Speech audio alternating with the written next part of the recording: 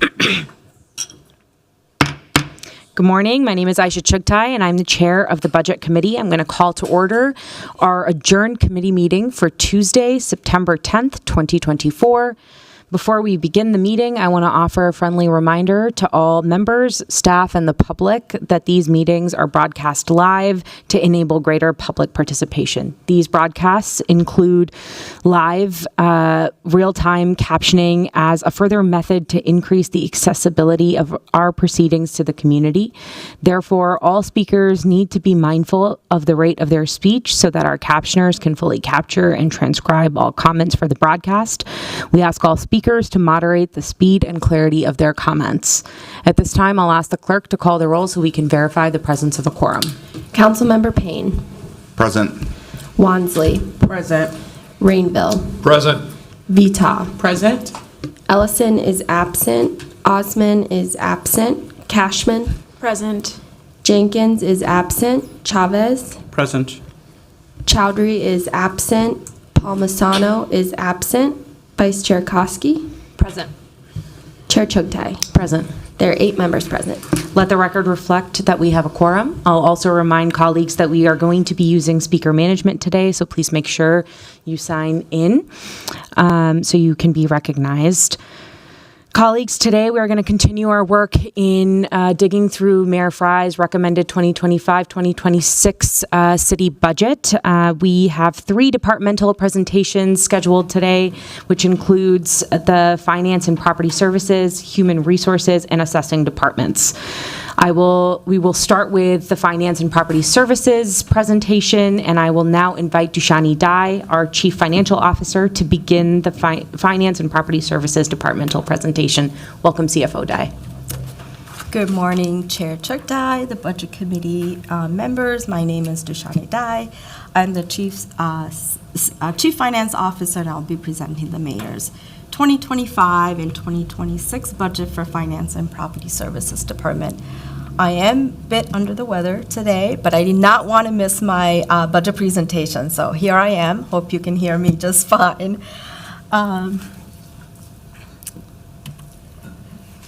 Okay, for the department overview, we have an org chart up on the screen. Finance and Property Services Department has 200. Director, I'm sorry, we don't see your. There we go. Perfect. Thank you. Okay.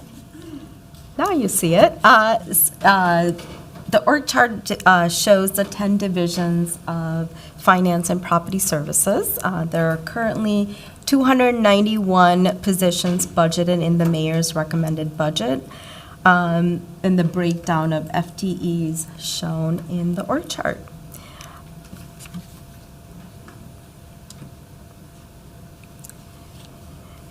Finance and Property Services has 3 main objectives. First, we strive to partner with leaders so we can make the best financial decisions based on accurate and objective data. Second, we follow best practices, accounting processes, internal control measures to account for cities' assets, process transactions efficiently and free of error. And third, we provide a safe environment for employees and visitors to city-owned and managed properties.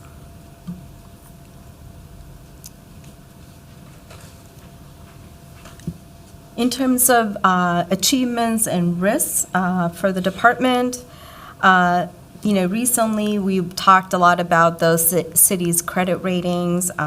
We were upgraded to AAA last year, and this is the first time since 2016 city has held a AAA rating, both from Fitch and S&P.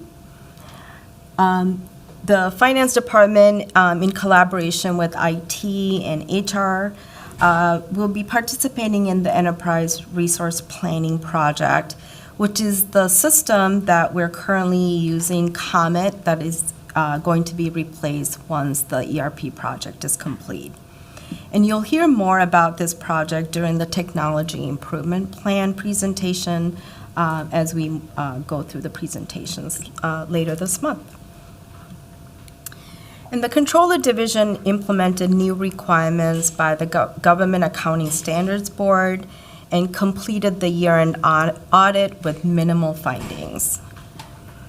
The investment team increased the investment earnings, which is a huge win for the city as this brings down the needed property tax levy by maximizing our investment earnings. And the last bullet, you may find procurement enchanting, but that's a typo. It's an enhancement to the procurement process.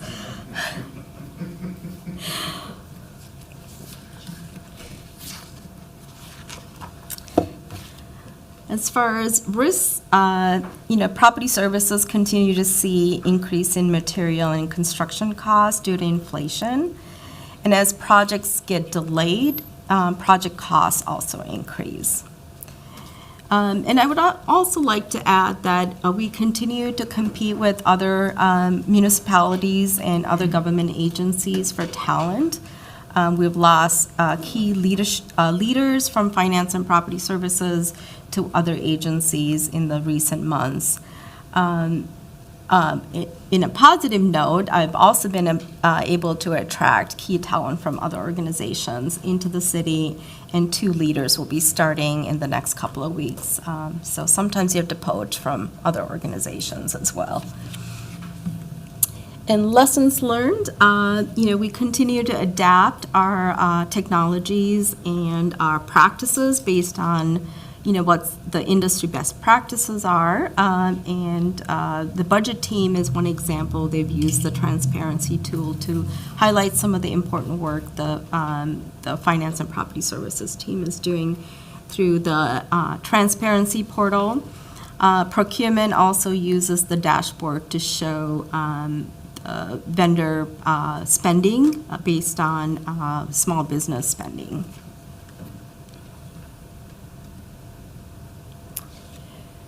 This slide highlights the FTE count by year. You'll notice in 2024, we had a staff of 293, and in the 2025 budget, it drops down to 291. I will explain a little bit about the drop. Finance and property services in the 24 budget had the radio shop included as part of the complement in property services. As we evaluated the services the radio shop provides the city, we determined that it was best suited under 911 under Director Jody Hodney. So it is proposed that the services from the radio shop be moved along with the staff to 911. That is the decrease that you see in 2025. And that decrease is offset by addition to property services, and I'll talk more about that later in the presentation. And there are currently 34 vacancies, but I'll note that that's a snapshot in time. There are a couple of positions that are currently due to be filled in the next couple of weeks.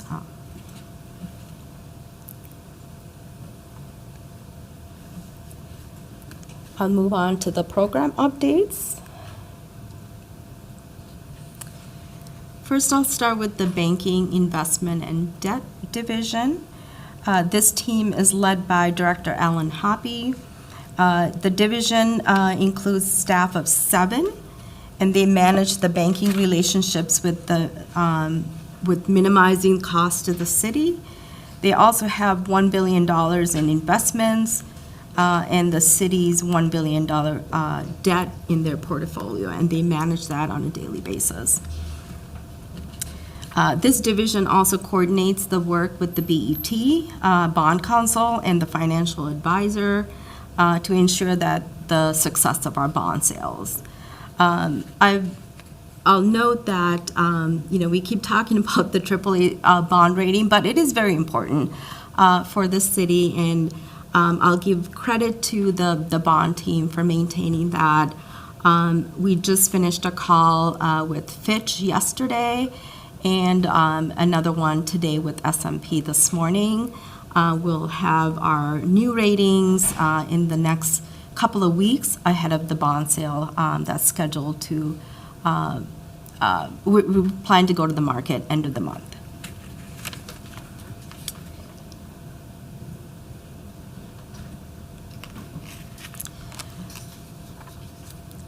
Next, I'll continue to the Budget Division. Budget Division consists of 9 staff, led by Budget Director Jane DeSenza. Main goal of this division is to facilitate a budget process with the departments and policymakers to produce a balanced budget and sustain a 5-year plan. Policymakers, city department staff, residents, and businesses rely on transparent budget development process. With that in mind, the city uses its budget website and the finance transparency tool to effectively communicate how city resources are allocated and spent. Throughout the year, budget staff, in collaboration with the accounting staff, review and monitor department spending to stay within the appropriated budget.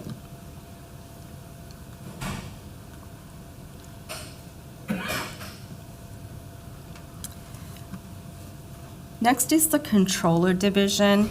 Controller Division has the largest, from the accounting side of the finance department, 64 staff, which is the largest division. Currently, the controller position is vacant, but we have made an offer, and the new person will be starting in 2 weeks. This team plays a critical role in providing financial information to city policymakers, city staff, and external stakeholders such as the public, city investors, bond rating agencies, the state auditor, and grant agencies. This division also ensures fiscal responsibility through expense monitoring, establishing internal controls. This team also produces the quarterly financial report and give council status updates throughout the year. And one of the most important aspects of the controller's role is to produce the annual comprehensive financial report. This report shows the city's financial position, and it's required by state statute, and it's audited by the state auditor each year. Controller Division coordinates the audit process on behalf of the city, and this team ensures the transactions comply with the Government Accounting Standards Board. And one of the highlights from this team is that the Government Finance Officers Association has awarded Excellence in Financial Reporting for 49 consecutive years. We're very proud of that, and we just submitted the 50th award request just a couple of weeks ago.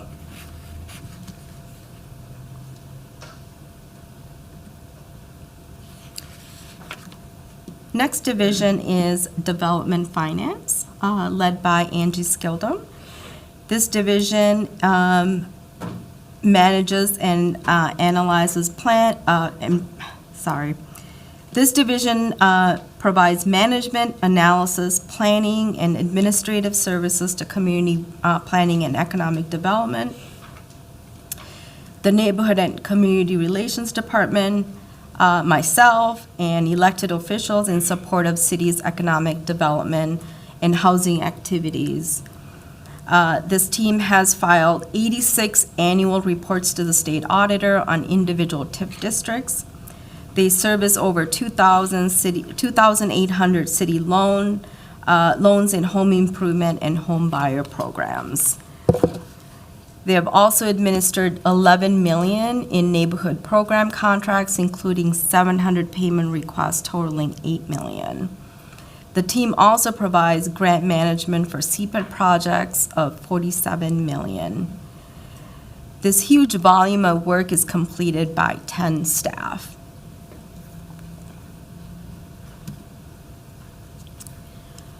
This is the smallest of the divisions, which is administration. This team includes myself, the deputy CFO, and 2 administrative staff.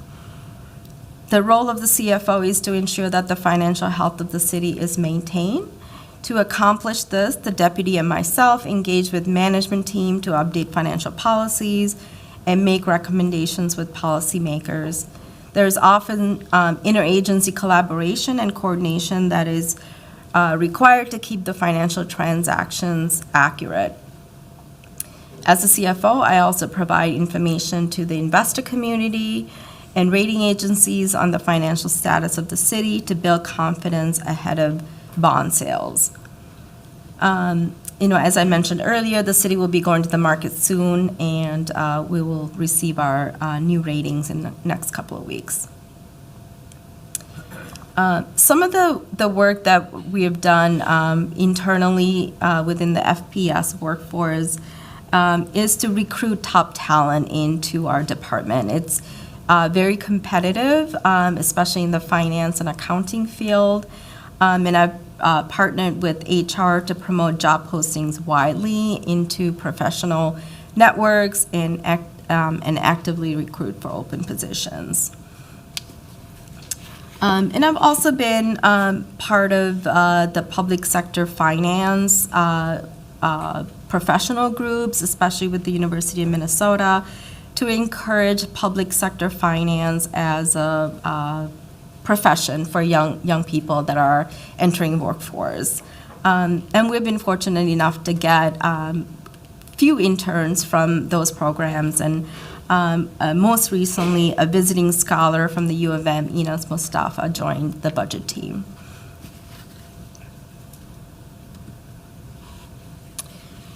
Next division is payroll. This division is led by Director Tammy Hoff.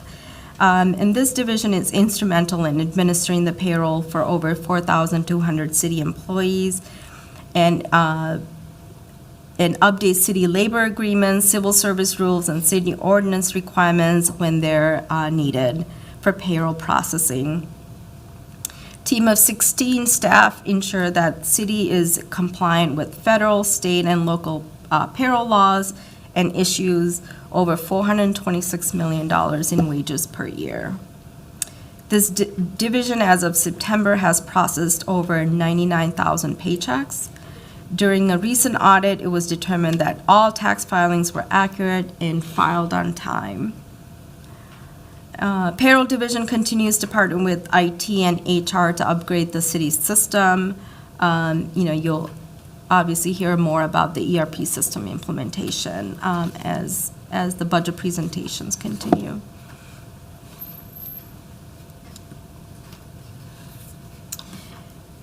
Next division is procurement. Procurement division is led by Director Pam Fernandez, and this division manages the bidding and the contracting process for the city through an open, competitive, and a cost-effective manner, while ensuring that city follows relevant procurement laws and policies. And this division also maintains a central warehouse, mainly providing services to public works.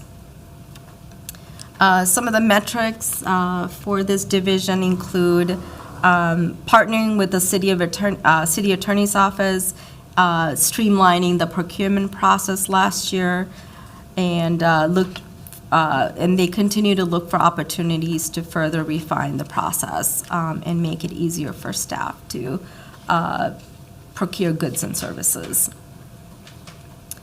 There's also a new dashboard that shows the department's spending, including metrics on suppliers.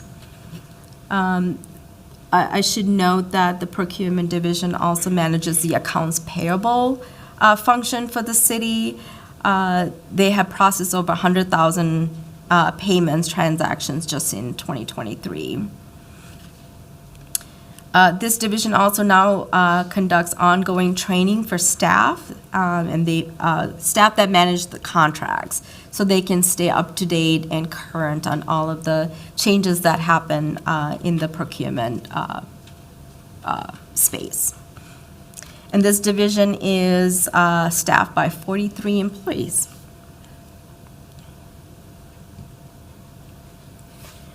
I should mention 9 out of the 10 divisions in finance and property services have kept the base budgets except for property services. There are two new additions in property services.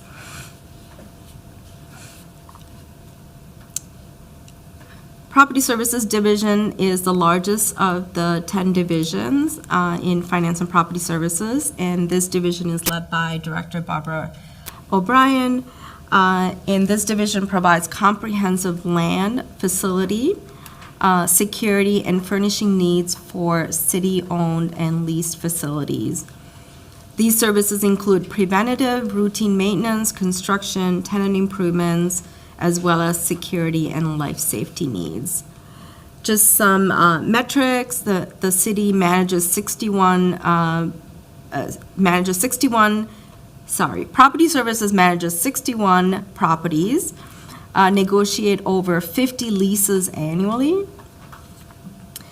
administers $150 million in capital improvements, and manages 2,250,000 square feet of office and multi-use facilities.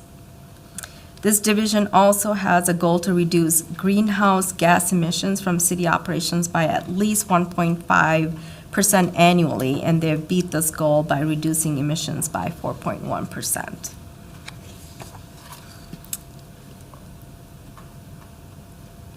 So as I mentioned, there are two new budget proposals included in this budget for property services.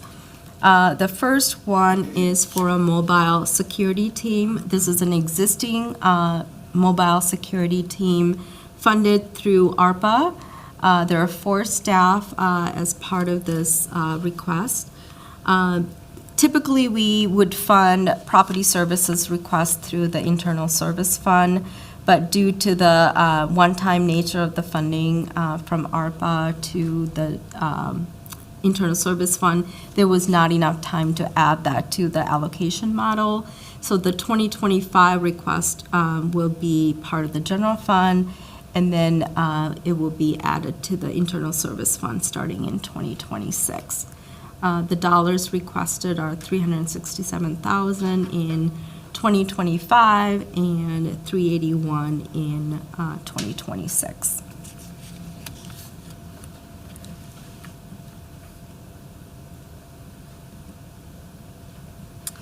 The next request is not a request for 2025, but it will be added to the internal service fund charges in 2026, and this is for a custodian for the new Century Plaza building.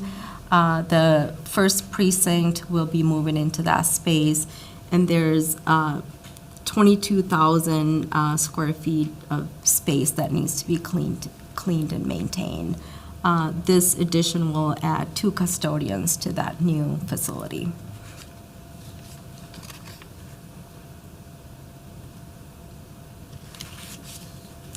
The next division is risk management and claims.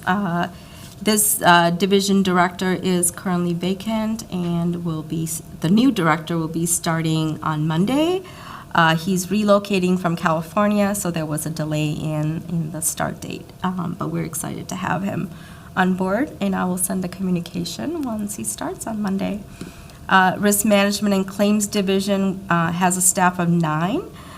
They preserve city assets, prevent financial loss, and works proactively to reduce injury to city employees. This division also administers the workers' comp and unemployment compensation claims.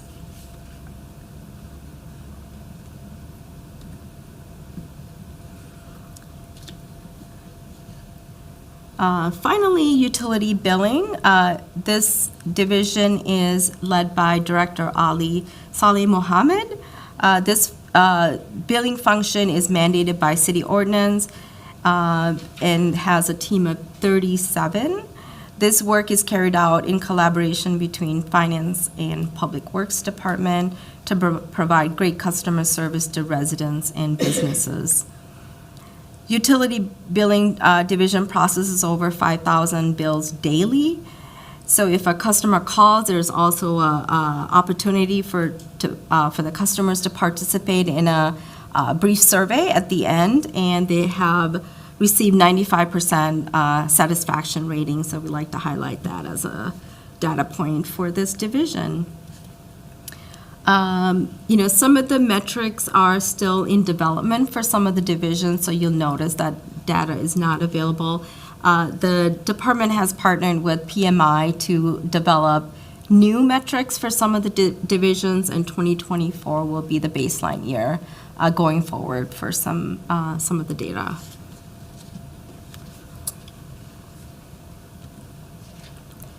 And finally, I would like to highlight the two items that were added to the two funding proposals added to the 2025-2026 budget.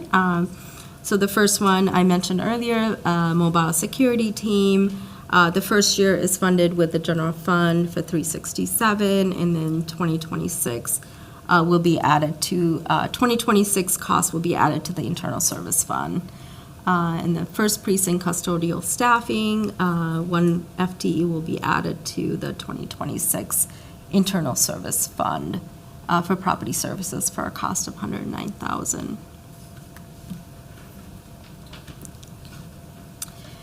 As you can see, finance and property services, 10 divisions, scope of responsibilities vary from division to division. One thing that is consistent is the commitment of staff that work in each area. They're professional, of high caliber, and continuously strive to do the best for City of Minneapolis. The accomplishments from last year and the awards received from external finance organizations show the high standards we as a department strive for. I'm extremely proud of our work, my team of leaders, and close to 300 staff in the department. I would also like to thank Megan Bursch, who tirelessly updated the PowerPoint slide while I was away last week, and it looks fabulous. So thank you, Megan.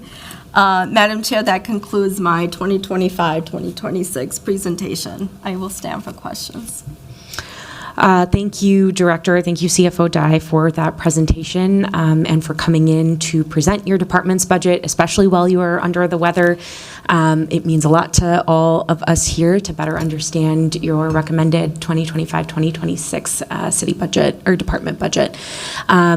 Before we get into questions from the committee, I will first note for the record that we have been joined in this committee by council members Rainville, Chowdhury, Osman, and Palmisano. And she was here.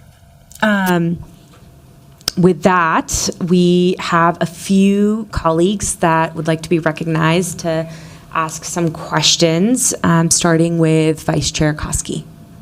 Thank you, Madam Chair, and thank you, CFO Dye. I appreciate, again, being here and feeling under the weather on top of that. So appreciate it. And I imagine all 300 of your staff members appreciate your standing up for them as well today, too. So I have a few questions, so bear with me here. So I see that between 2018 and 2023, the Finance and Property Services Department actual spending was over budget 3 years during that time period, and most recently in 2023. Do you project that the department will be over or under budget for 2024? I don't expect to, are you talking about the entire 2023 budget was over? For 2020, yes, I think in 2023 you may have been over budget, but I'm just curious to know for this year, for 2024, the year we're in, if you project to be over or under budget for the year. Through the chair, I need to connect with one of the budget analysts. I don't believe we were over budget, so Okay. I will need to double check on that. And then for this year, you project to be on budget for 2024? Yes. Okay, great. That's great. We'll just note that question for administrative follow-up. Mr. Clerk, if you can note that. Thank you. Okay, another question I had was there was one FTE position that was given to Finance and Property Services in the 2024 budget. Has that one been hired, or is that I couldn't remember, hard to keep track always of which positions are which here. Through the chair, Councilmember Koski, yes, that position was hired. That addition was to the budget team. It was an ARPA-funded position that we added to the general fund, and we have hired that person. Okay, great. And then we received the biannual personnel report recently, and on there it had 32 vacant positions, but your report today said 34. But 12 of those 32 positions were accepting applications or already in interview process. And then it sounds like one of the 32 positions, according to the presentation today, was being hired this week, I believe. Is your department capable of hiring the remaining 19 FTE positions and the additional 4 FTEs given, and the 2 FTE positions that are being administratively added in the 2025 budget within this next year cycle? First, I'll respond to the hiring process. So one is starting on Monday. Another one is starting in 2 weeks. So that's two that's directly reporting to me. The 4 additional staff that's requested in the mobile unit, they're already in place currently. They're part of the ARPA-funded positions that are currently being requested to be added to the permanent complement. So they're already in place. The custodian is not expected to be added until 2026. The remainder of the vacancies, I'll have to check in with the hiring managers to see where they're at with the hiring process. But I do expect to at least hire half of the vacancies. Some are in property services, so they continuously have openings in some of the trade positions. So there's always vacancies in property services that are on an annual basis, at least 10. Okay, and this is a bit of a follow-up question, I think, probably to that. And so maybe we'll just have to circle back, but there were 5 positions that have been vacant for 1 year or longer. 2 of them are already in interview process, and then there were 3 of them. One was a painter, a graduate fellow, a workers' comps claim coordinator. It seems that they are included in the 2025-2026 budget, and I'm just wondering if you can provide reasoning of continuing the funding or what the hiring plans are for those 3 positions. Yeah, through the chair, Councilmember Koski, I will need to connect with all of the division directors to give an update on the hiring plans. I know the director for risk management and claims was in the process to reclassify the claims adjuster position. It might be in the JAQ process with HR. There might be a delay in that process. Okay. So that could be one of them. Like I said, the painter and some of the property services type positions, there's continuously vacancies in those types of job classes. Okay, that's really helpful to understand. I appreciate it. And then I just a few comments. Great work on the AAA credit rating, which I know is just so positive for the city. So thank you so much for that. And then I did notice too that the Finance and Property Services Department was able to cut expenses by a little over 7% and almost a little over 7% in 2024 to 2025 and 25 to 26 also to cut expenses. So I just appreciate you looking at that and being able to cut expenses this budget cycle. And again, hope you feel better soon. Thank you. Thanks.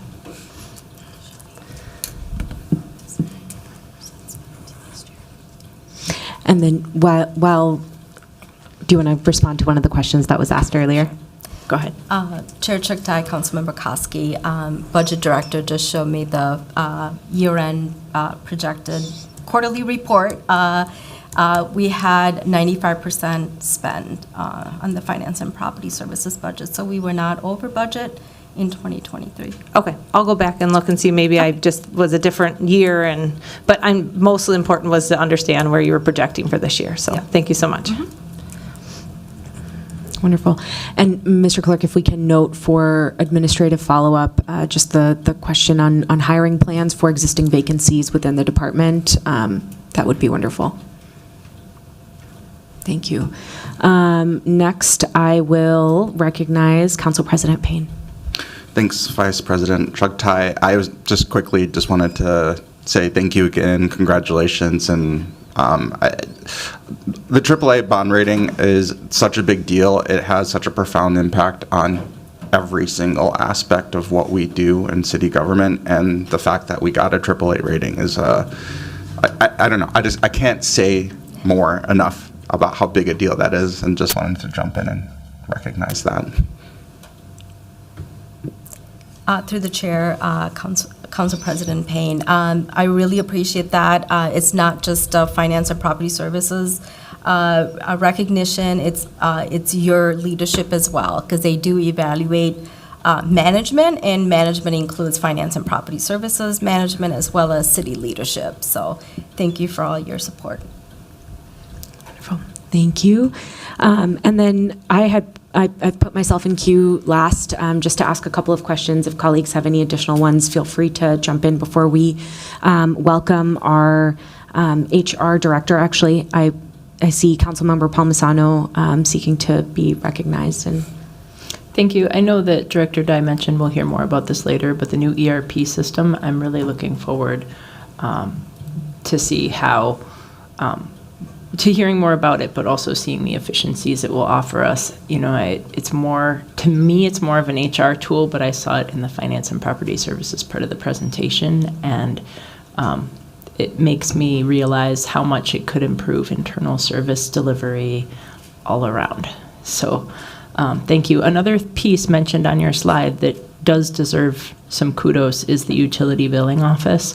As somebody who has a water relining project going on in multiple places in Southwest, those utility billing service people are amazing. And it is so nice to always be able to route somebody there or to hear back from people about the amazing service, the very competent and amazing service that all of your utility billing staff have as an essential service provided to every single resident in the city from the water that we get. It's wonderful, and it's a really important touch point of our city. So thank you to them through you.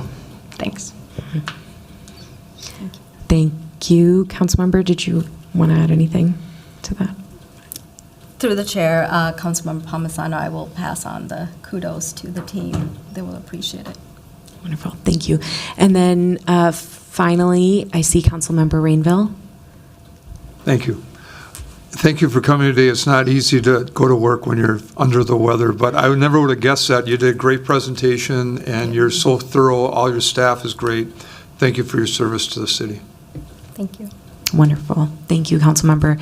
And then just before we wrap up here real quick, I was hoping if we could go back to slide 11 briefly in your presentation, which covers, the executive and administration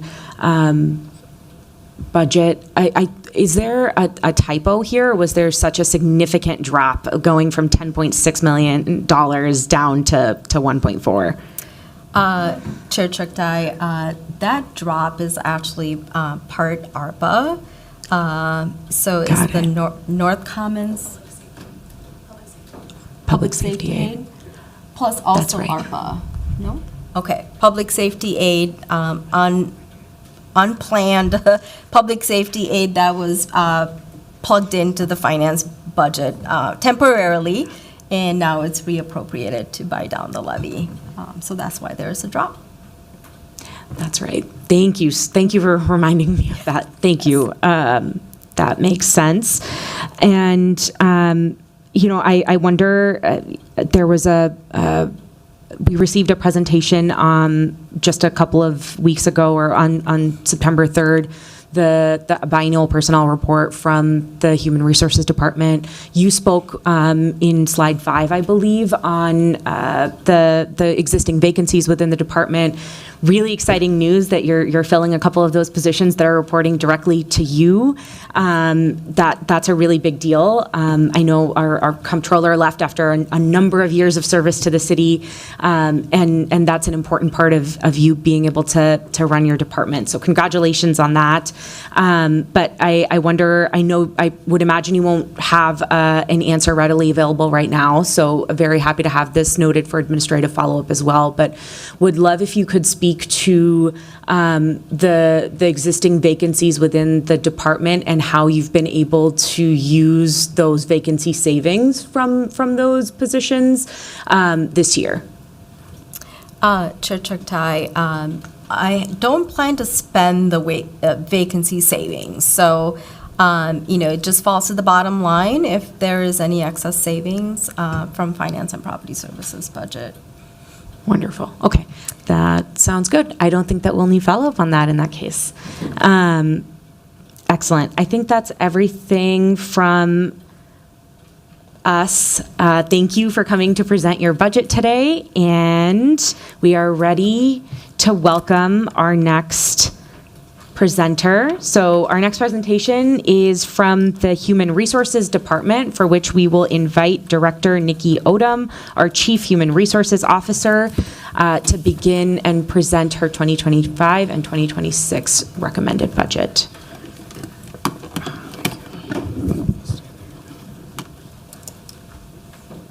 Welcome, Director Odom. Thank you. Good morning, Chair Chugtai, council members.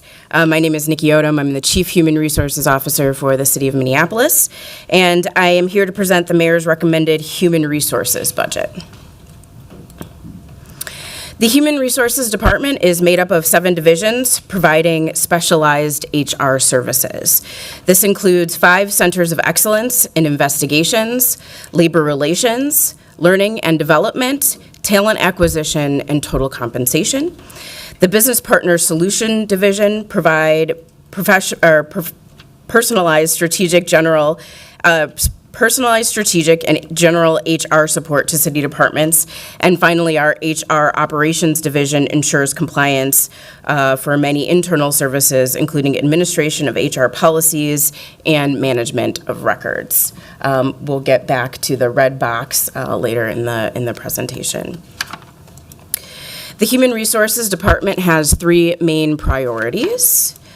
But first, I want to discuss our vision really quickly, which is to become a world-class HR department, specifically in terms of the services that we provide and the excellence with which we provide those services. Our first priority is to position the city as an employer of choice, to hire talented, diverse employees so that the city's workforce reflects the demographics of the community we serve. Our second priority is to offer meaningful and satisfying careers for all employees through an inclusive and respectful workplace and competitive compensation and benefits. Our third and final priority is to ensure that HR operational and compliance functions are adequately resourced in order to maintain effective and efficient operations.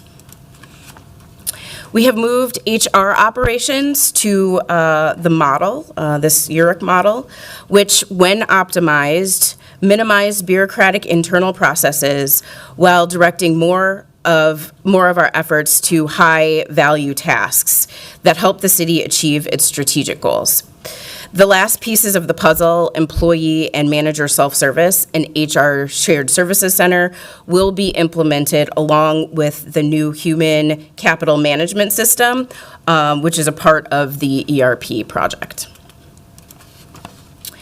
We have been asked to address how we have maximized our current budget. Therefore, I do quickly want to highlight the work of our benefits team, because it is a perfect example of how the HR department has maximized the resources it has been given. Since transitioning to a self-insured medical plan in 2018, the city has saved tens of millions of dollars in premium costs, insurance fees, and taxes, maintaining premium rates well below market trends. We've expanded our wellness and health improvement programs, offering extensive support for diabetes, heart health, mental health, and more at no additional cost to employees. This has led to high engagement and improved demographic risk profiles. The cost of these programs have been offset by medical provider credits. The successful management of the self-insured plan is due to strong collaboration between HR, Finance, and the Benefits Labor Management Committee, reflecting the city's commitment to good governance and the well-being of our employees. It is also worth mentioning that there will be minimal rate increases this year for comprehensive medical coverage for the 2025 plan year. We have kept rate increases below 1% with no changes to coverage or network options, and that is in contrast to many employers who are facing double-digit increases due to rising medical costs, including other employers that have self-insured plans. A special thanks to our HR Operations Director, Deb Kruger, who has worked closely with each of our HR divisions to align HR priorities against annual spending, to identify areas to repurpose existing budget for increased budgetary needs in the talent acquisition and learning and development divisions, specifically to allocate resources toward recruiting activities such as career fairs and job boards aimed at recruiting underrepresented talent. Also, to outsource training for business-specific topics our employees have asked for. In addition, HR heavily maximized existing resources, both FTE and budget, to implement 2 centers of excellence in 2023, our talent acquisition and HR investigations unit, to better align resources to achieve HR's priority objectives and city goals. First, recruiting and retaining a talented and diverse workforce. And second, supporting a speak-up culture where the investigations process is trusted and improves overall workplace culture at the city.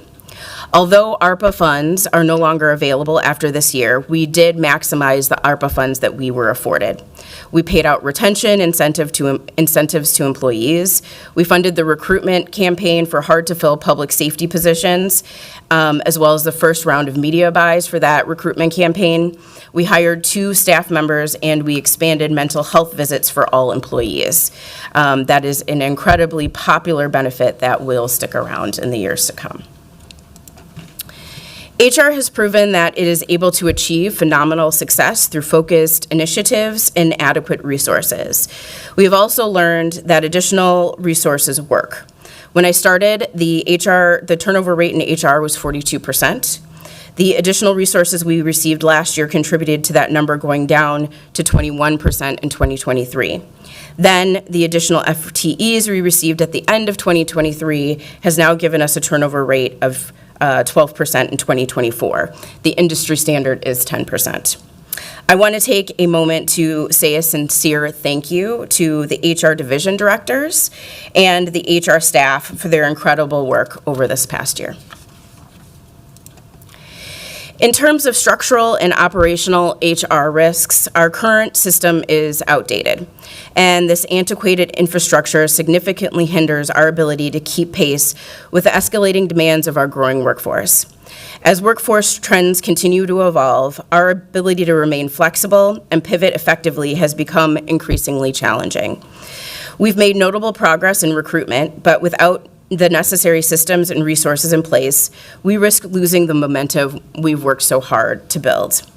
Moreover, the heavy workload and limited capacity within HR department are eroding our ability to drive transformational change that are essential to our long-term success.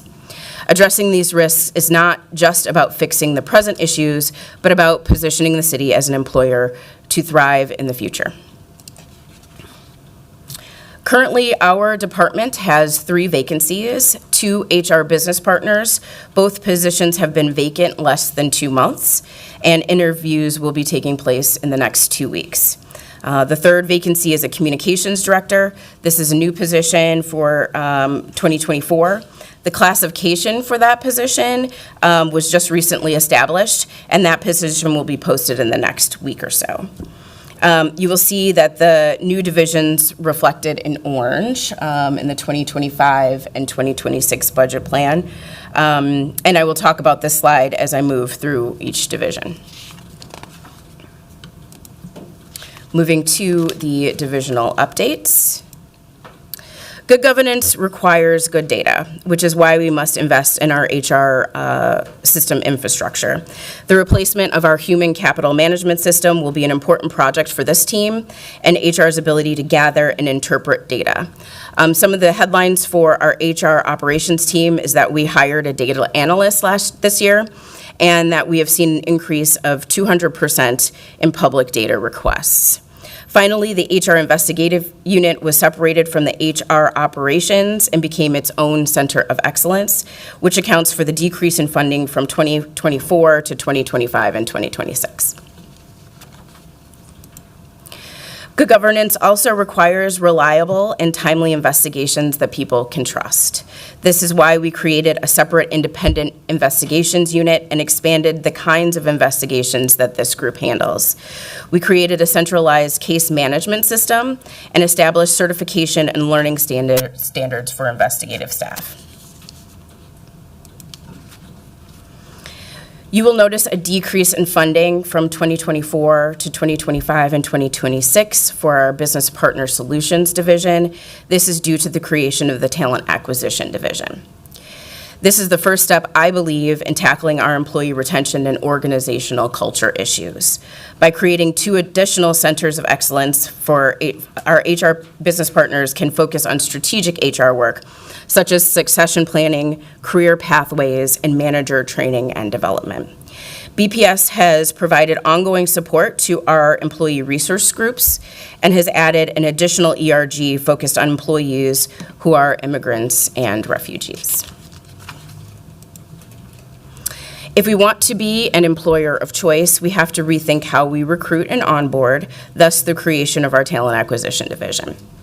We are now able to directly and passively source candidates.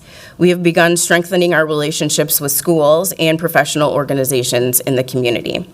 This team has attained 4 employer-friendly certifications over the last year, and we have increased our applications,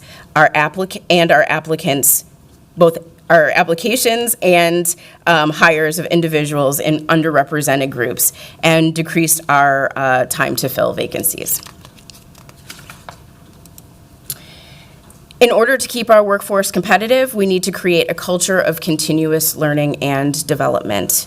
Investing in the development of city employees is essential for job satisfaction. This leads to cost savings, such as reduced turnover cost, increased productivity, and more efficient operations.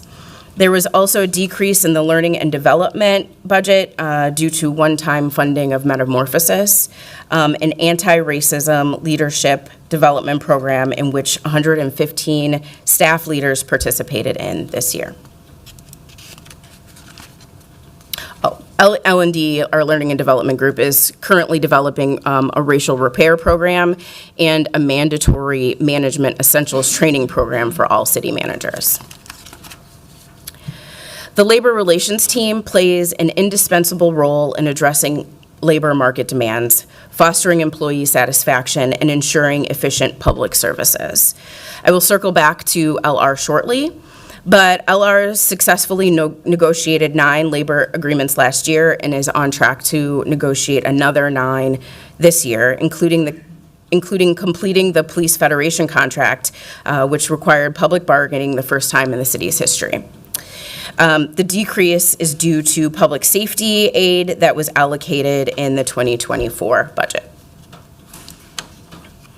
I already touched on some of the great work in total compensation, or the total compensation team does in terms of managing our self-insured plan to mitigate increased health benefit costs to our employees and the world-class wellness program that we offer our employees. In addition, the benefits team has held a benefits fair last year and will be holding another one this year before annual enrollment so that employees can meet with vendors and get questions answered.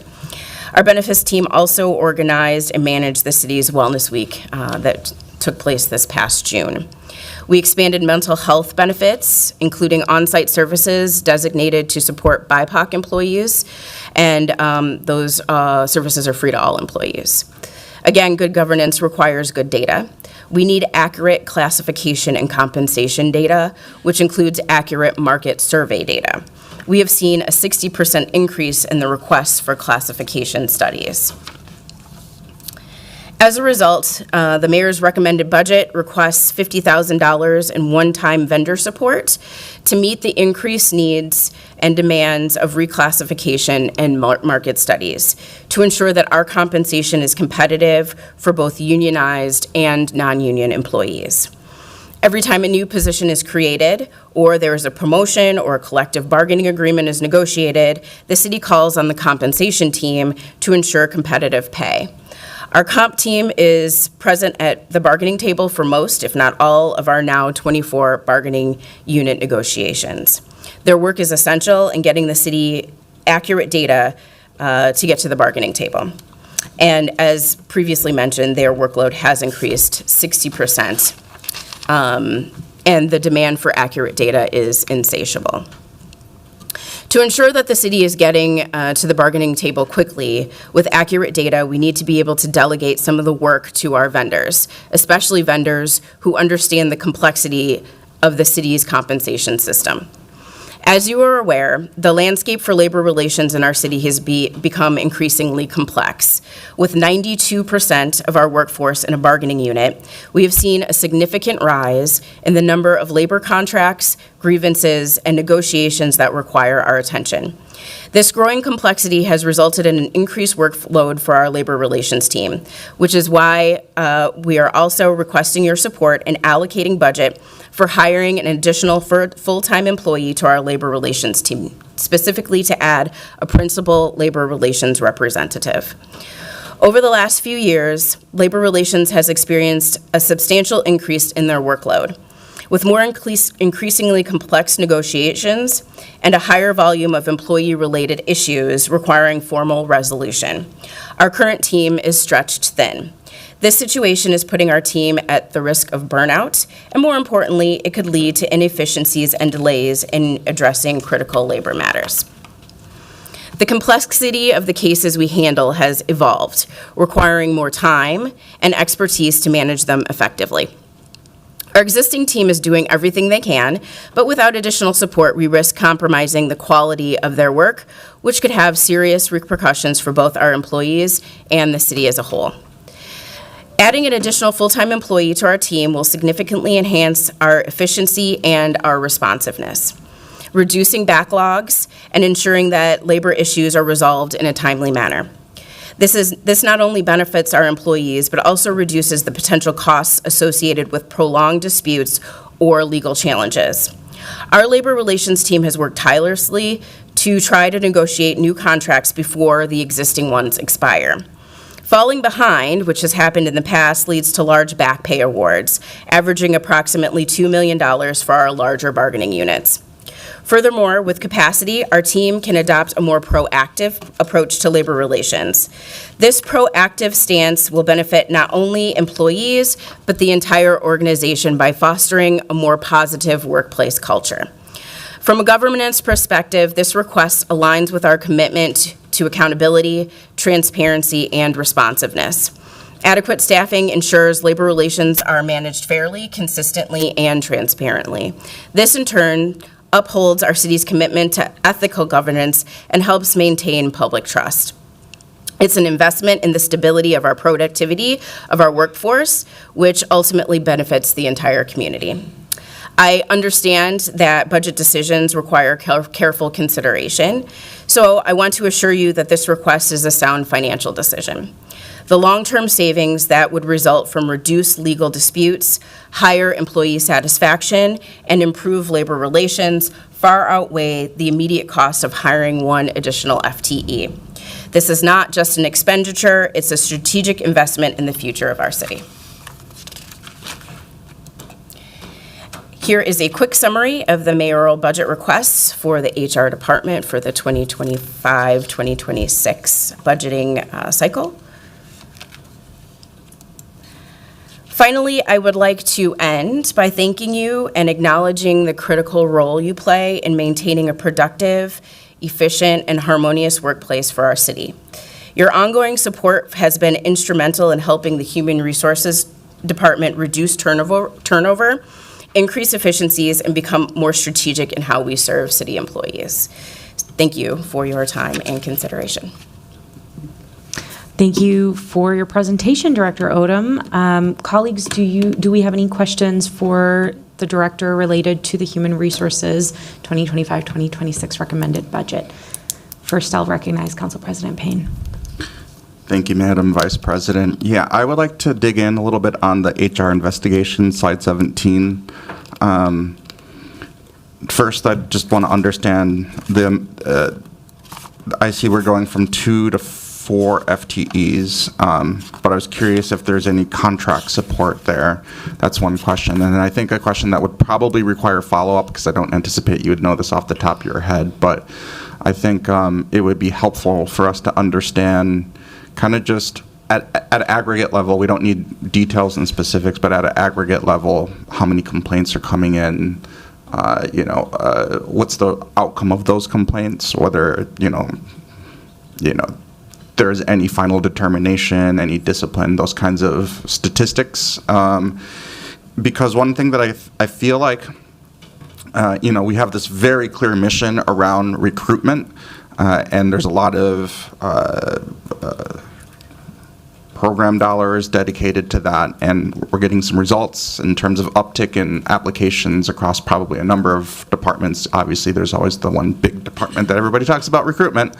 But I'm also really interested in retention and what we're doing there, and I think that ties into our investigation capacity, because I think that one of the problems that people experience here is that they feel like there might have been some injustice and that just nothing results in that. They submit a complaint, it goes to an investigation, they even participate in the investigation, and I know for very practical reasons, sometimes they don't always get to hear back what the result of that is because of privacy, but I think that there's like kind of a investigation, kind of justice component, a retention component, a well-being component that is all intertwined that makes like some pretty significant HR challenges for us. So I think at minimum, it would be helpful for us to at least have some like aggregate data on what the outcomes of those investigations are, and what the scale of amount of investigations are,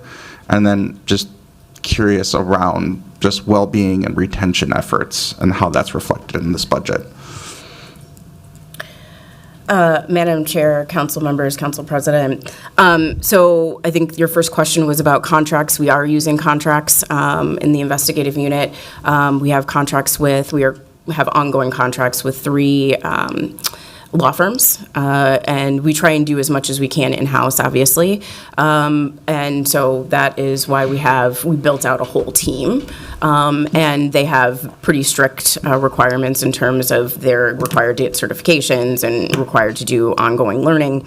But there obviously are situations where, it makes the most sense. So if there's some sort of conflict, so if it's like if there's a HR person involved where it's not appropriate for that team to do the investigation, if it's a high-level manager or high-level leader, those are things that we would send out to the law firms to investigate for us.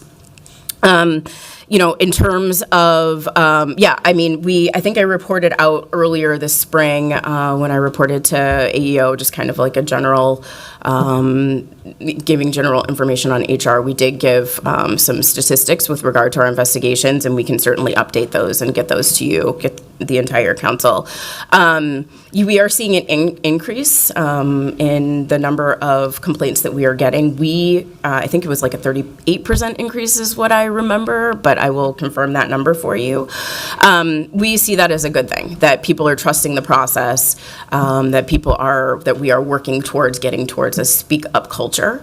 I agree. I think that sometimes the responses are not satisfying, and you hit the nail on the head, which is, if there is some kind of disciplinary action, that's private data. And so someone who made the complaint would only receive a response that, their complaint was either substantiated or not substantiated, but they would not get details, obviously, on any kind of disciplinary action that might result from a substantiated case, and that's private information. So yes, it is frustrating to folks, but we can certainly provide that. One of the great things that Robin Howard, our director of the HRIU, has done is we have a case management system, so that information should be readily available, and we will get that to you. Thank you.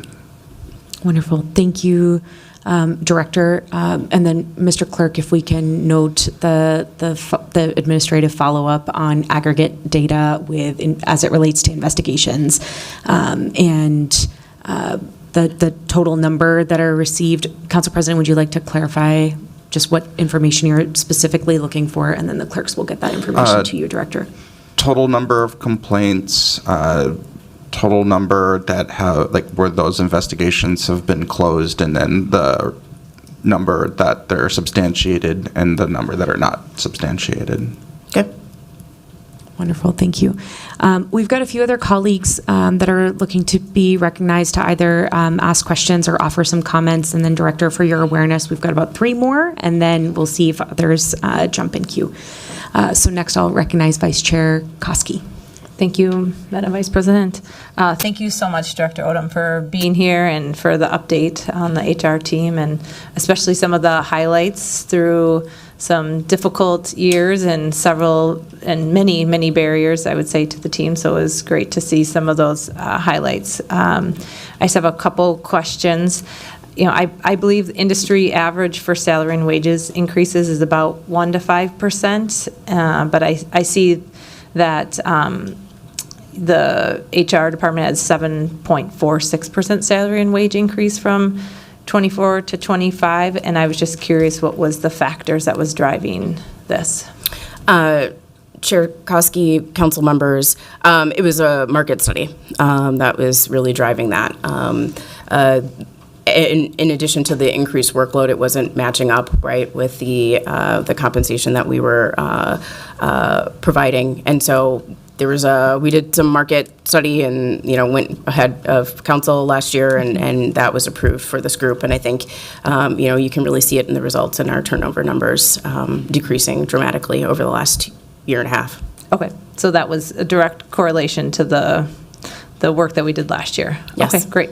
And then what factors or costs are driving, I see a 77% operating cost increase for the HR department from 24 to 25. What's driving those operating? Increase in operating costs. All right. Budget team is here to help answer. And if you'll I start love with it. introducing yourself and then. Absolutely. Wonderful. Thank you, Chair and Councilmember Koski. My name is Justin Carlson. I'm the Principal Budget Analyst, and I support the HR department. There is a change across the categories of contractual services and operating costs. You should see there's kind of parity between those. Yep. So as Director Odom alluded, Deb Kruger, the Operations Director, did a phenomenal job of reviewing their base budget and shifted some resources within their existing budget, and it just crossed those 2 categories. So while we have professional services and miscellaneous accounts, travel, registrations, some of those fall in the category of operational costs, some are contractual services. So we're looking at budget from that net change, and those are just averaged out across those categories. So certainly it appears to be a drop in one category, but it's offset by an increase in the other. Okay, yeah, I did see, I believe the expenses decreased, and it was a contractual services by 20%. I was gonna give some kudos there, because you gave Deb kudos for that, but a 20% decrease in expenses is a big push, so I just wanted to say thank you for that, but that makes sense, so I appreciate the context on that, so thank you. Appreciate that. And then for you, Director Odom, we talked about the 8 roles that were given to HR in the 2024 budget, and it sounds like, from what I understand from this presentation, maybe there's just one more of the 8 that are needing to be hired. Is that correct, or? Yeah, Chair Koski, council members, there's just one, and we just received the classification on that. It's kind of like a hybrid, almost like IT web services plus communications role. which I think is probably why it took a little longer to get that classified. So we just got that, and we will be posting it shortly. Great. And so the other 7 are hired and. Correct. Great. Thank you so much. That's all. And again, thank you so much for being here, and then also for digging deep and thinking about trying to find ways to decrease where you can. And like I said, I saw that some of the cutting of expenses and appreciate that. So. Thank you. Wonderful. Next, I will recognize Councilmember Palmisano, followed by Councilmember Rainville. Thank you, Madam Chair. Hi, Director Odom. For clarification, in the investigations team, per Council President Payne's question, you received those 2 new employees this year. Is that correct? Council President Payne said, I see we're going from 2 to 4 employees, but that happened this year. Madam Chair, council members, yes. So 2 of the jobs that were allocated from last year for 2024. So that's yes. not this new budget. Just anecdotally, you mentioned the benefits team.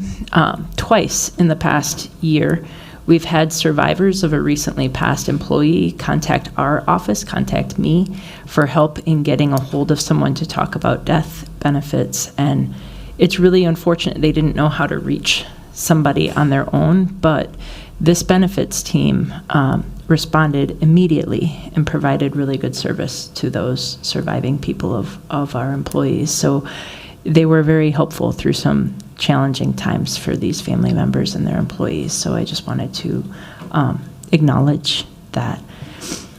We've all seen how much of a backlog there is in classifications and JAQs. So when I see your slide about $50,000 one time, is that really enough to catch us back up? I don't know how much of a backlog there is, but is there a need for ongoing funding to not get behind in that again? This was something you inherited, not something that your department created. Madam Chair, council members, we have allocated some budget for ongoing vendor support, so that is something that's already kind of baked into our budget. We also, with council support from last year, hired a new FTE into the role, or into the group. So now they're a group of 4. And so I think we're talking about some restructuring.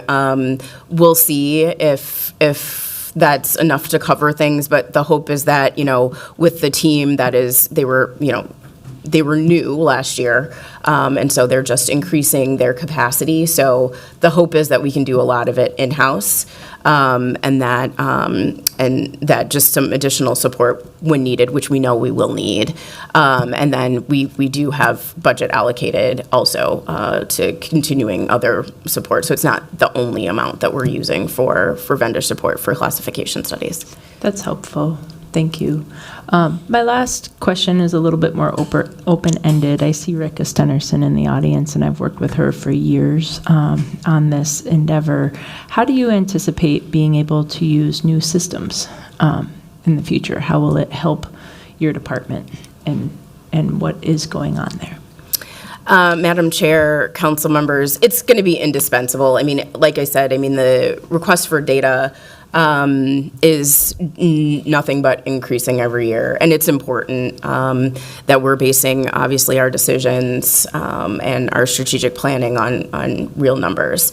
Right now, we have kind of, amalgamation of systems that don't talk to one another. There's a lot of double work that's happening to get information from one system to another system and then to report it out.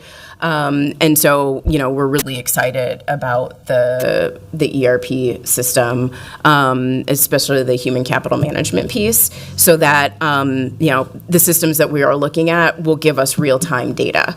And they have evolved so much so that, if somebody literally leaves today, it's automatically updated and everything in the system reflects that immediately.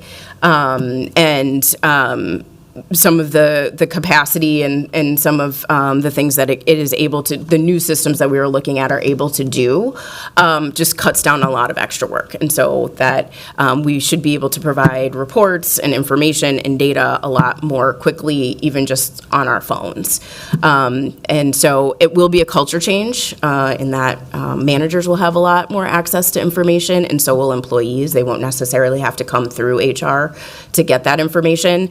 But I think it's a huge step for the enterprise, and we're really, really excited about it. We have a lot of work first. We have a lot of data cleanup to do first, so that we're not putting bad data into the new system.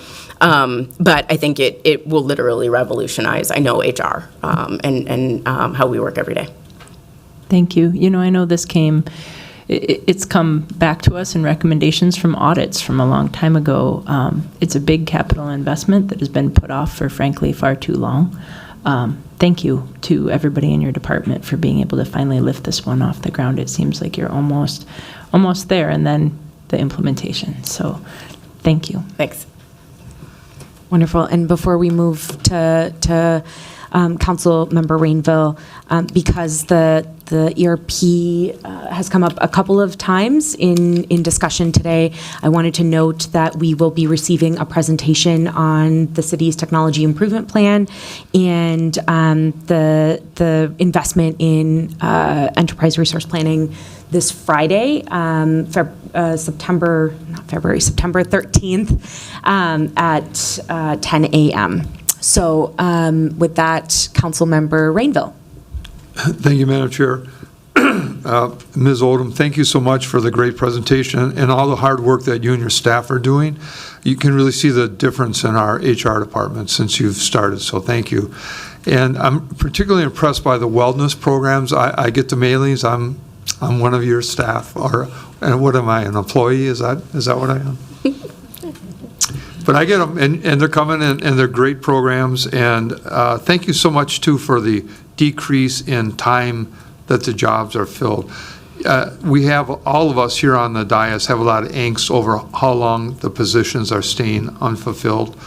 So thank you for your hard work on that. And, you know, clearly the 45% increase in police recruitment, a lot has to do with your staff taking the lead on that. So thank you for that as well. Thank you. Any further questions or discussion related to the Human Resources Departmental presentation? I am not seeing any. Thank you, Director, for your presentation. And we are ready now to move on to our final presentation of the day, which is from the Assessing Department. And for that, I will invite Rebecca Malmquist, our City Assessor, to begin that presentation. Welcome, Director. Good morning. Thank you so much.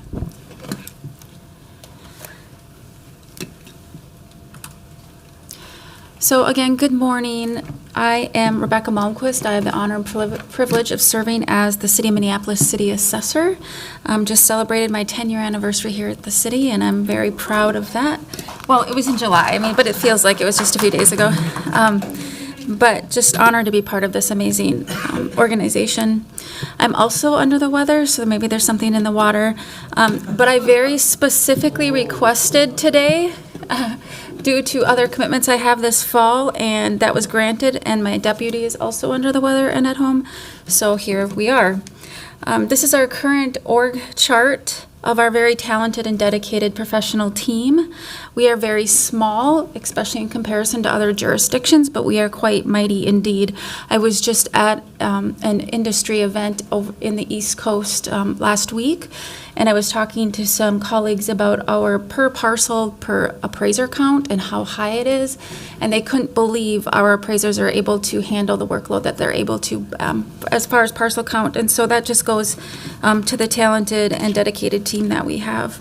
We do have 38 FTEs broken down into market segments such as residential, apartment, neighborhood, commercial, and then our downtown commercial team, and then our technology team. I will point out that we do have the one vacancy that I'll mention earlier, and that is the Manager of Assessment Services, which is the position to the very, very far left. That is the one vacancy that we do have, and I'll speak to that in a moment. We do have a variety of interns as well. That number changes from year to year, but we do take advantage of interns anytime that we can because it really does and proves to be a pathway into this profession, this accidental profession that we are part of. This is our mission. Again, everything we do is statutorily based, rules based, but our mission is really to value and classify property, administer all of the complex property tax programs, maintain the property records that every department here in the city uses as well as the state uses, and then to deliver exceptional customer service. And you'll see these words continue to come up again and again, whether it's in our mission or our vision or our priorities, and that's fair and equitableness in everything that we do. So our priority objectives, we only have one program, which is pretty atypical to every other department, and that's appraisals and assessment administration. Like I said, 95% of what we do is driven by either a state statute, a Department of Revenue rule, or international professional standards. Their first priority is to, of course, meet Minnesota state statutory requirements and value all property as of January 2nd of each year. Be sure that our property tax programs are accurate, ethical, equitable, and defensible to preserve equity and fairness in the distribution of the tax.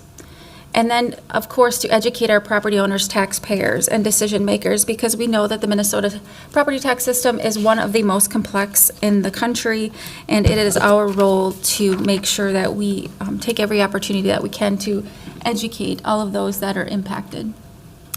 Jumping into the risks first, I will say that we continue to struggle with unmet tax court litigation resource needs due to a variety of things. The first being the growing amount of tax court litigation, and then the tax court judges and the administration have implemented a very, very aggressive new scheduling system and orders in the within the tax court system, sometimes meaning that we will have 10 to 20 appraisal exchanges in one day, and that's not even possible because we're talking about hundreds of pages of reports. And so we are always trying to find new ways, new creative ways to meet our tax court litigation requirements. And so with that comes the risk to the city of tax dollar loss because of litigation. One of the other risks, and Nikki mentioned this as well, is just staying competitive as an employer and being an employer of choice. I'll talk a little bit more about some reclassification that we also went through, but it is also proving to be very valuable in terms of employee satisfaction and retention. Another risk that is not indicated here, we are going through our computer-aided mass appraisal system, new software rollout. It's not going exactly as planned, and I think that everybody that rolls out some new software would say that probably is the case. So I think about the new ERP system, and I get anxious for them just in advance. We also have lost a key staff member who was really playing the program lead on that, and so that's added some complexity. And then Minneapolis is the most complex city in the entire state, and our CAMA vendor wasn't necessarily prepared for some of all the complexities that the city of Minneapolis has and the relationships and data sharing with Hennepin County and the state. But we are working through those, but we are on a path to hopefully have the January 2nd of 2025 assessment done as required. Some of our achievements, like I said, we went live with our new CAMA system in the spring, and we continue to implement each of the new modules as the year continues. I'm very proud to say that we have several new advanced licensures and international accredited designations within our department. And so that is just really showing that our staff are committed to their own professional development and growth, and that they see a future in the profession and staying in the profession. I also put down here leadership beyond city limits. One of our appraisal supervisors is the first vice president of the Minnesota Association of Assessing Officers. I'm very proud that he represents us there. I'm currently the 2024 IAAO president, and really, really grateful for the support of the mayor and council and city administration to let me pursue that role to represent the city of Minneapolis across the globe. We do have several staff that are also course developers, instructors. They serve on different committees and in other volunteer roles, and that provides them a really another way to find fulfillment in their own profession. And then we do continue to be a resource to assessors across the state and the country. We get calls on a weekly basis from other jurisdictions asking about how we do things here at the city, how we've handled different challenges, and that's, again, a tribute to the qualified and dedicated team that we have. I also want to mention that we did rebuild the levy impact estimator for the mayor's office, council, and budget team. That was a bit of a struggle this year, but we were able to rebuild it and be able to produce those results for all of you to use. What we've learned, that we need to be as flexible as possible as an employer to meet our staff's needs, whether that's on a day-to-day basis and family needs, or that's on a long-term basis looking at different staff's future desires and how we can help them pursue the goals that they have. And that also that a really healthy hybrid work environment is doable, but we have to continue to reflect on it and see what is working and what isn't working to meet both our business needs and the needs of our team. On to some of the management decisions that we have made. To ensure that we are utilizing our budget resources most effectively, we continue to review our staffing needs to align with new business processes due to our new software system. And I'll speak more about that as far as our manager of assessment services.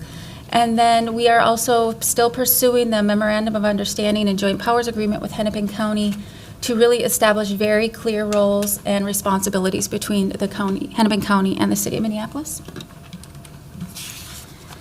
Onto our programs and staffing, as I mentioned, we do just have one program, and we do just have the one vacancy, that's the Manager of Assessment Services. And we recently went through the process of reviewing the job description because of the change of an on-site premises software system to a cloud-based and some process changes. We reviewed that job description and are hoping it will go live and get posted in the next few days. So that will bring us back to 0 vacancies, which is where we like to be, of course. In full transparency, I do have to note that we will be significantly over budget in 2024. And it was due to a compensation study that took a significant amount of time to complete. I believe it goes back to April or June of 2022. And so we tried to get some of it paid out in the 2023 budget as far as back pay, but just due to the complexity of calculating back pay for each of the positions, that was not doable. So we started paying out back pay in January, and I believe just in the past few weeks, all of the back pay woes have been sorted out with all of our team, and that's been a complex process. So we will be coming out significantly over budget due to both back pay and then unforecasted salary increases for this year, but they will be worked into the next year's budget. So it's a 2024 issue and not a 2025 issue. But I wanted to be very transparent about that.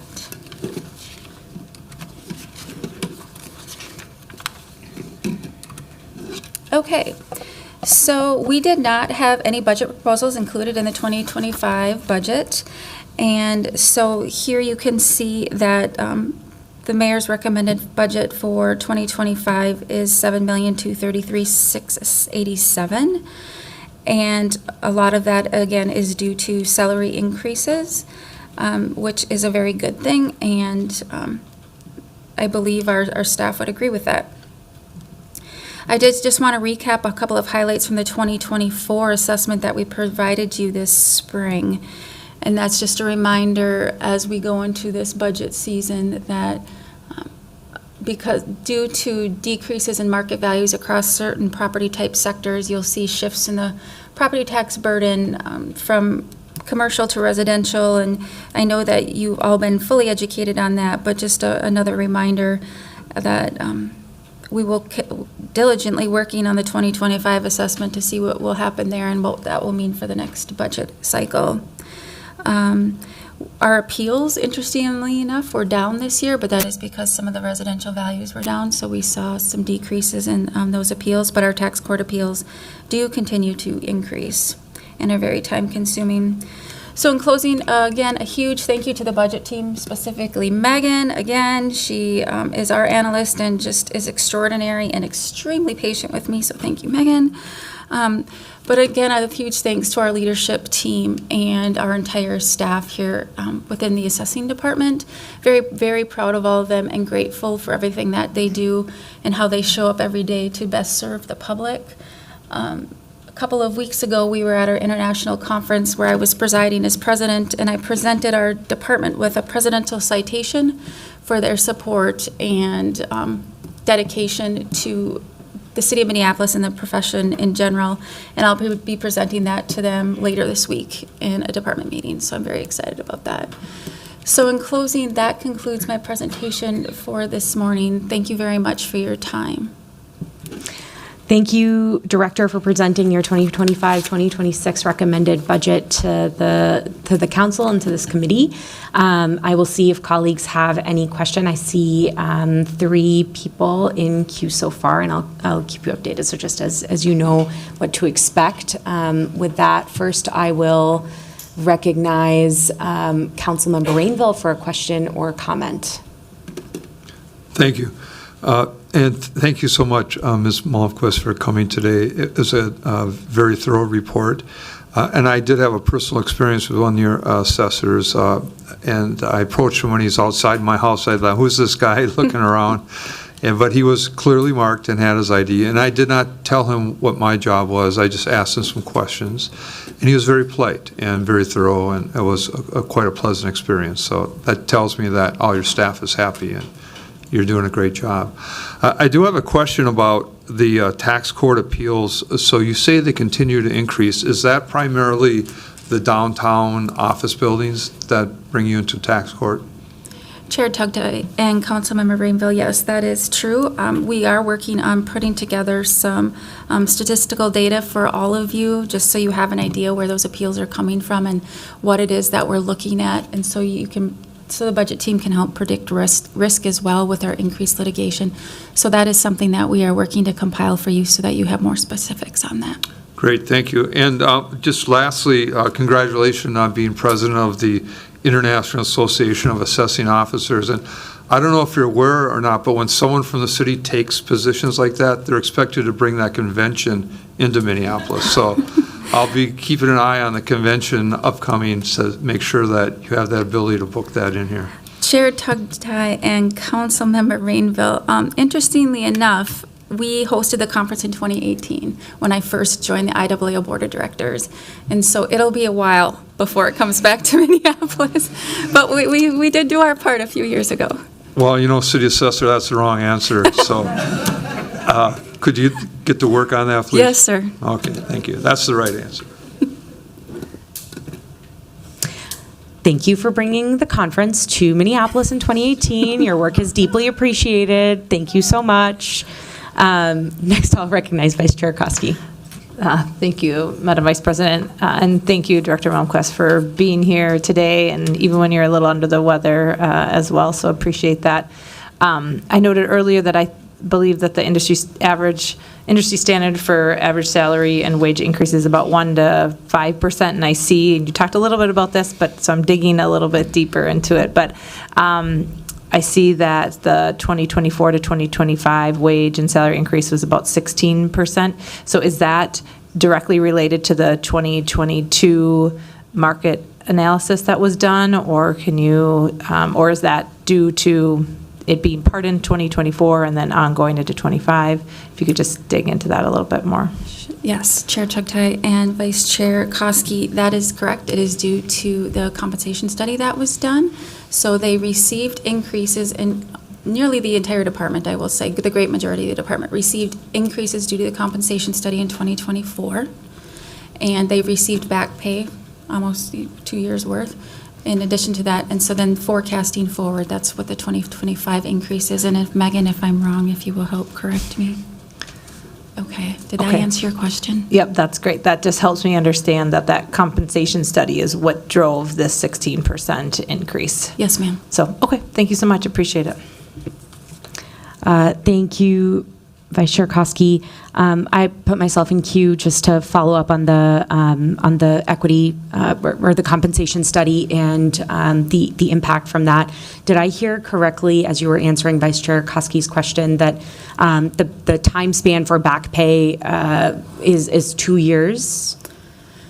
Chair Tugtai, yes. So a lot of the determination of what the new salary should be Yep. was determined in December-ish of 2023.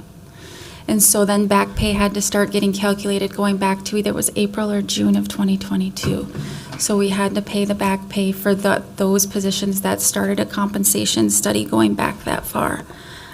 Because it originally did start with a smaller pool of positions, and that expanded when the compensation teams started to do their work and noticed that there's really a lot of discrepancies when you go through all the different classifications, and there are still some issues when it comes to position classification to classification and some compression. And so we're still working through some of that. Yep, no, that makes a lot of sense. Obviously, we want to make sure that we continue to have a really excellent assessing team, and a part of that is competitive pay. And when we're behind the market, it is a good thing when we catch our employees up. So I just want you to know, as we're asking these questions, it's to understand the impact on the overall budget, not a disagreement on whether our employees deserve the increases that they have received as a result of a data-driven process. My follow-up on that is, can you just help put into context what the total amount is of that back pay, or as you're talking about, being significantly over budget, what does that mean? Even if you can give some ranges, or we can note this for administrative follow-up as well. Okay, Chair Tugday, we will definitely need a follow-up, but going from memory, I believe about $500,000 is in back pay, and then another $500,000 in this year's budget, making us about $1 million over budget in 2024. Just slightly over, like 1.1 maybe, I'm remembering right. Wonderful. Thank you. We will note that for administrative follow-up, just in case there's any minor adjustments to that, so you have the opportunity to share that information with us. I'm not seeing any further questions. Colleagues, any further questions or comments? Thank you, Director, for coming to present your budget today and answering our questions. Thank you so much. And again, a huge thanks to HR and the compensation team. They are the leanest, meanest team there is, and I don't know how they do it. And I know that we're quite the burden on them. So I just want to really thank Nikki and her team for that work. Wonderful. Thank you. Thank you. With that, colleagues, we have concluded all business to come before the Budget Committee today, and without objection, we stand adjourned until our next meeting, which will be on Thursday, September 12th at 10 a.m. On Thursday, we will receive departmental presentations prepared by both the Civil Rights and Communications departments. Those presentations are not yet available in LIMS, but when they are there, my office will be sure to send an email to all members and aides notifying you that they are ready, those presentations are ready for your review. I will ask again that you review those in advance if possible, and if you have any specific questions, to please direct those to the relevant department director so that they can be prepared to answer them when they come to present before us, and we can limit the amount of administrative follow-up we need to do. Thank you all.